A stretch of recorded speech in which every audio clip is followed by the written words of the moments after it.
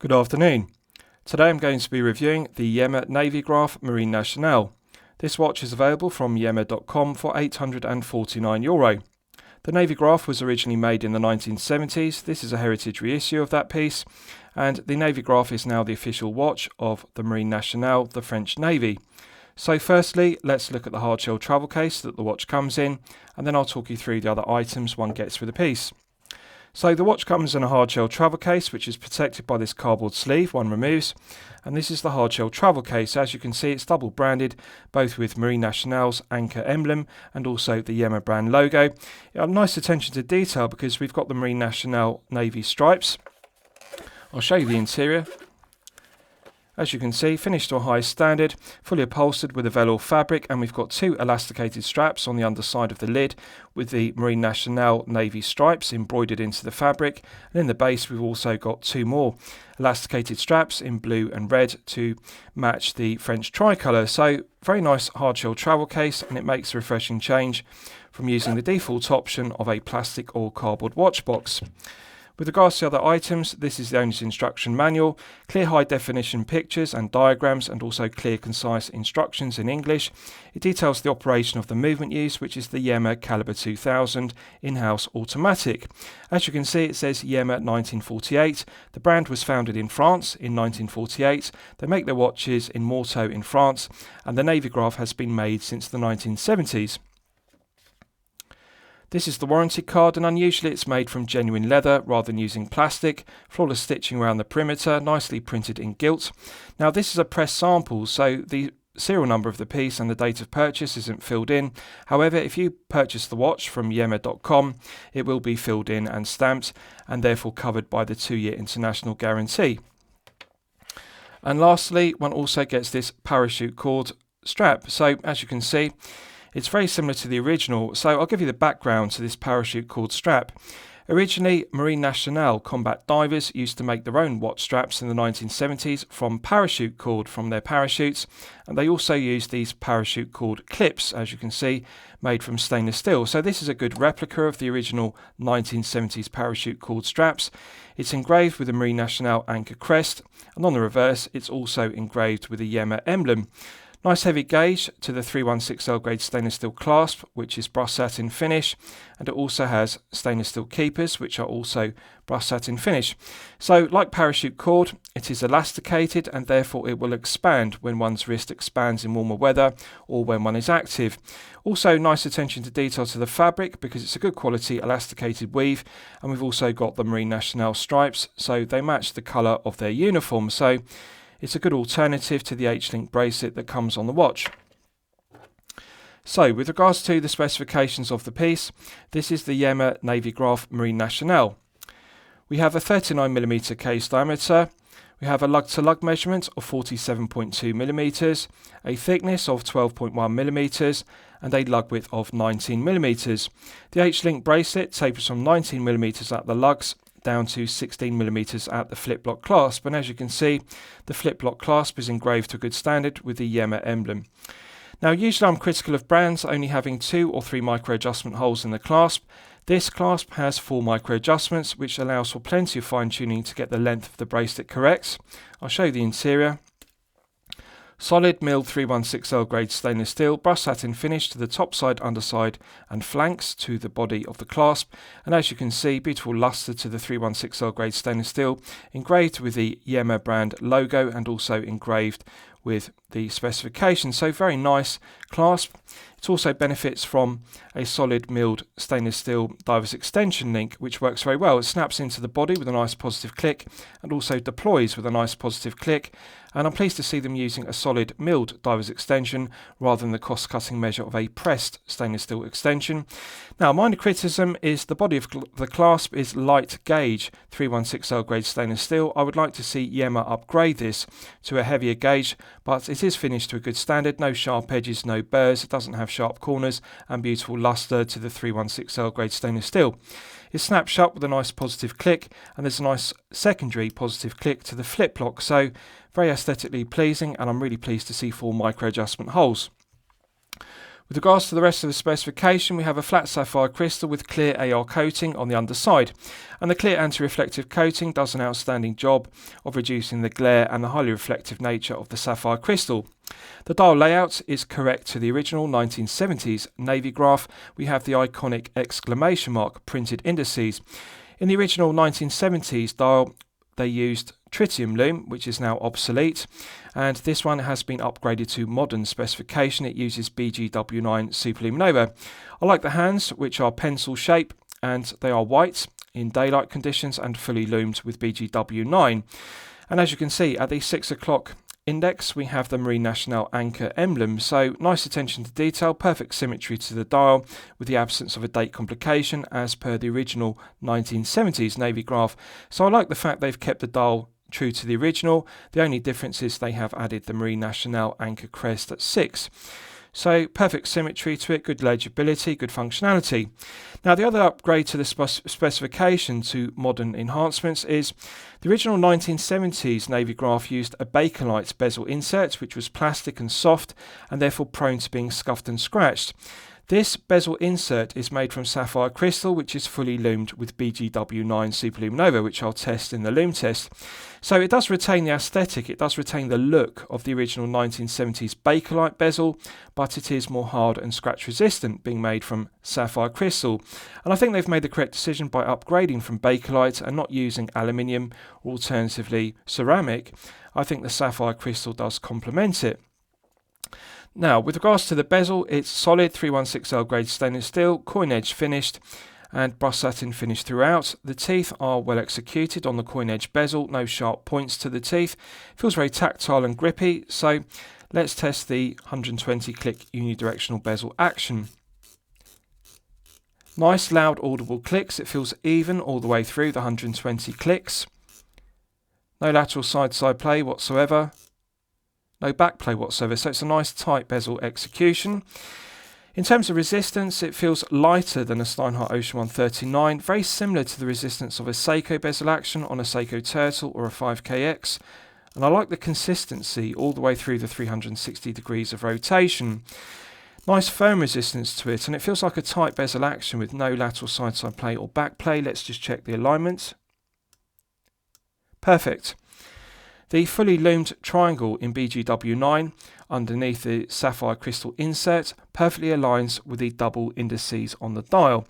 So I really like the exclamation mark indices, and I like the fact the orientation is good because we've got double indices at 12 o'clock, and it really does work very well with the indexes on the bezel insert. And then we have Arabic numerals at 15, 30 and 45 as per the original Bakelite 1970s Navygraf bezel. With regards to the crown, it's solid 316L grade stainless steel, coin edge finished, matte brushed satin finish, domed cap to it, and also embossed to a high standard with the Marine Nationale anchor crest, as you can see. So very nice attention to detail. Usually Yema watches have the Yema emblem as per the Superman, and I previously reviewed the Superman 500, and I think they've made the correct decision by using the Marine Nationale anchor crest rather than using the usual Yema emblem. So let's test the action. Absolutely silky smooth, very smooth. It feels just like the Yema Superman 500, which I previously reviewed. Very similar to a Rolex twin lock or trip lock crown. That's how silky smooth the internal thread of the stainless steel crown and the external thread of the stainless steel crown tube interface. So the Yema Caliber 2000 in-house automatic doesn't have a date complication, and therefore there's no phantom date setting position. In the first position, it's the manual wind position, and one can manually wind the Caliber 2000 to its maximum 42-hour power reserve. Absolute pleasure to feel the tension in the mainspring gradually building up. Pulling it out to the first click position hacks the movement, and it's the time setting position. Nice light resistance to the Caliber 2000. It feels very similar to an SW200-1 or an ETA 2824-2. That's the kind of feeling of resistance in the gearing. Good solid movements. I like there's no back play, clockwise and anti-clockwise. And I also like it's got hacking, so one can set the time precisely to the second. Pushing the crown back in, it's got a nice positive click, and that restarts the movement. So let's test screwing it back down. Immediate thread pickup. This is outstanding screw down crown execution. The screw down crown provides an effective hermetic seal to 990 feet, which is 300 meters, and that is very strong specification. So I'll show you the case back, which also provides an effective hermetic seal to 300 meters. As you can see, unlike the Superman, which is embossed with the Yema brand crest, this is embossed with the Nationale anchor crest, and as you can see, it's finished to a very high standard. Concentric CNC lathe tool machining to the circumference, and we've also got milled slots, no sharp edges, no burrs to the milled slots, and the circumference is also engraved in French with the specification to the Navygraf. So I really like it. It's also very low profile, screwed down stainless steel case back, and 300 meters is strong specification. The female pivoted end links are solid and also a good tight fit to the case. They're also an upgrade from the original 1970s Navygraf specification because that had folded links in the bracelet rather than solid links, and also had hollow folded end links. So nice to see modern day specification with solid links in the H-link bracelet. Now the female pivoted end links, and as you can see, the female pivoted end links, rather than using male end links, allows for extra articulation of the H-link bracelet. So I'll give you a wrist shot and you can see how it fits on my 8-inch wrist. Now I haven't sized the bracelet, but however it is a tight fit on my 8-inch wrist. So I have deployed the diver's extension link to give more length on the bracelet. It will fit up to a 7.5-inch wrist with no difficulties whatsoever, but you will find it to be a tight fit if you have an 8-inch wrist, and that's something to bear in mind. But however, for the majority of collectors with a 6 to 7.5-inch wrist, this bracelet will fit you no difficulty whatsoever. So as you can see, it's a very good fit on my wrist. 39mm is a nice proportion size.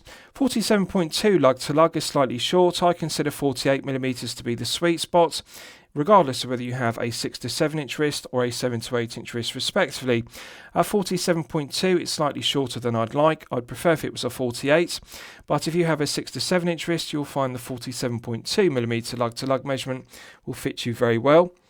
Now, I would like if the female pivoted end links articulated more, because as you can see, they're quite stiff. They don't articulate enough to pull the H-link end link in the bracelet down closer to the wrist. Nice curved profile to the undercuts to the case, and it's relatively low profile, 12.1mm thick, which is very good for an automatic. 12.1 is the kind of thickness one would expect with a mechanical manual wind movement, alternatively a quartz powered piece. And to get an automatic at under 13mm is very impressive, bearing in mind it's 300 meters water resistant rather than being 200 meters. So low profile piece, they've made the correct decision by using a flat sapphire crystal as per the original 1970s Navygraf, which used a flat crystal, but it was made from acrylic. So the sapphire crystal is an upgrade from the original specification because the original used acrylic, which was more soft and therefore prone to being scuffed and scratched. Sapphire crystal with AR coating is definitely a modern day enhancement. So feel good factor is good, comfort level is good, and also the heft is good. It's only 138 grams with all the links in the H-link bracelet. Beautiful luster to the H-link bracelet, and the proportions are good. 19mm tapering down to 16 is the correct proportion for a 39mm head of the piece. Now the only negative is 19mm is a rather odd size in contemporary measures. In the 1970s, 19 was a common size, but of course 20 and 22 are the modern day industry standards, so it does limit the options for straps because not as many straps are made in 19. It's an odd size. I would prefer if they had used a 20mm lug width, which is more contemporary lug width, and that would mean there's a plethora of 20mm strap options. But having said that, it does come with a parachute cord style strap, and that is a good alternative to the H-link bracelet.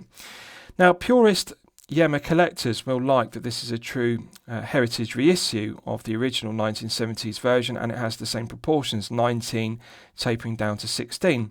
The H-link bracelet is very well finished, no sharp edges, no burrs to the flanks or the underside to the links, beautiful luster to the H-link bracelet. It's very aesthetically pleasing, and it's also complemented by brush satin finishing to the flanks. Now, minor criticism is the use of push pins rather than using screw pins, but however, the original Yema Navygraf from the 1970s also used push pins. It's good that it's got solid end links and solid links rather than hollow folded end links and hollow links as per the original. And as I've detailed, I would prefer if the clasp was a heavier gauge of metal, but the diver's extension link deploys very well and it's an absolute pleasure to use.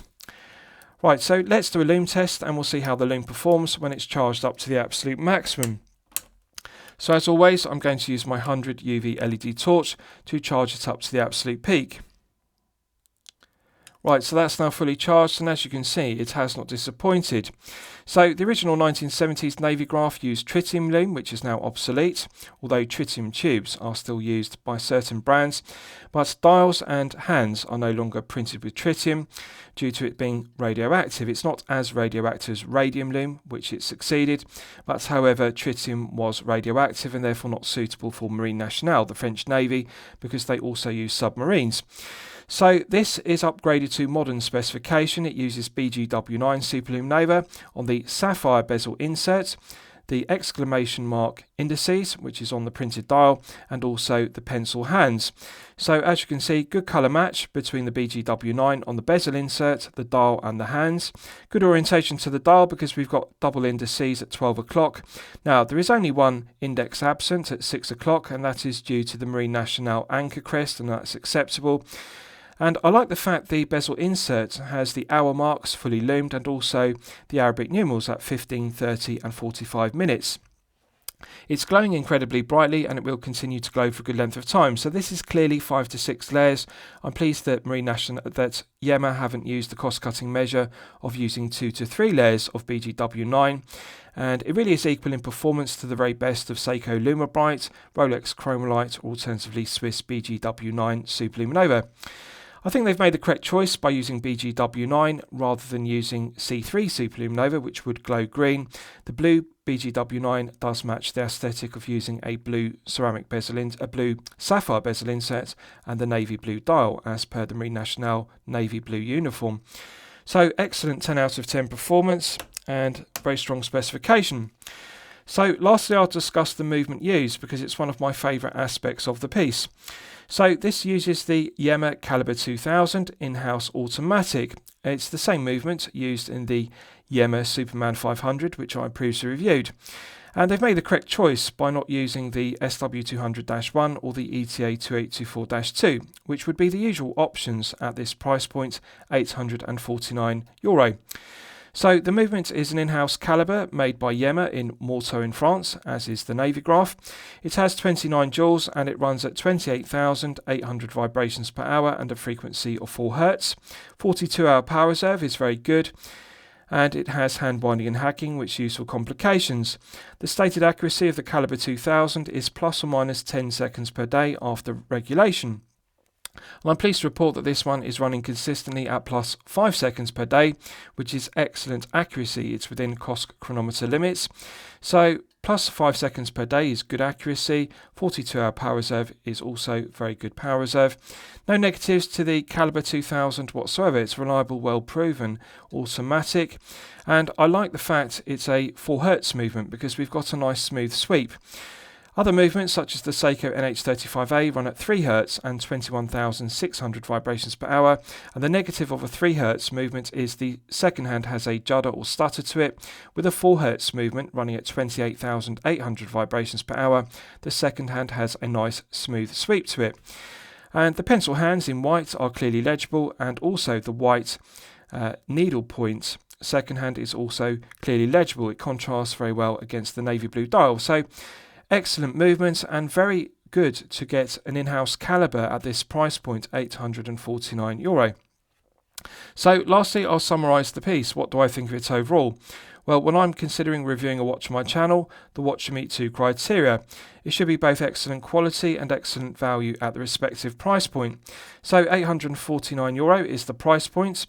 Really, to evaluate this piece, one has to study the quality of the finishing throughout.